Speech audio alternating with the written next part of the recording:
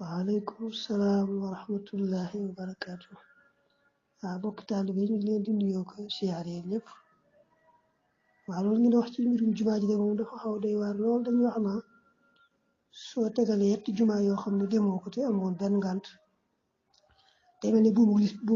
lislaam nga ñu yewoon ci sa baat danga ko foqal ci sànni moom daal ci tëkku yu métti lool. ngànt bi nag lañ ci moom boolewuñ ci nag moom liggéey bi ngay liggéey mel ne ki ngay liggéey noonu nga wax ne dalay aay mu la may nga julli ji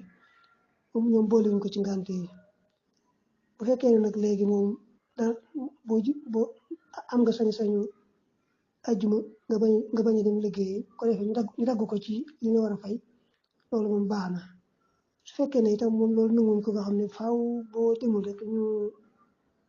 dàqale ci liggéey ba kon ngay jéem fexe noo am beneen liggéey te bàyyi foofa ndax lay tee mën a dem jumaa moom baal lay tee jox julli farat gu mën doon rek danga koy moytu lool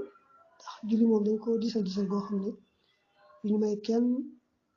ngànt lu mel ni liggéey nii rek daal la may nga bañ koo def déedéet noonu nga wax nag ni moom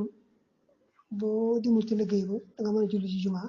loolu laa xamul ba xam ndax ci sa coobar la nga xam bu la neexee bañ a dem wala dangay wut ngànt nga dara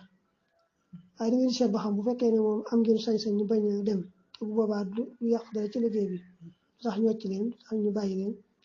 kon aju moom da ngeen toog rek ci dem julli ci te bañ a dem rek te itam na ngeen di jéem a seet beneen liggéey boo xam ne moom da ngeen am gàllankoor ci ajuma waaye fi mu toll ñoom nangu ñoo maye moom bañ a julli juma ngir rek kamay liggéey loolu dama aay mbaa yooyu déet ñoom boole ko ci ngànt yi loolu xalaatuñ ko sax jërëjëf kay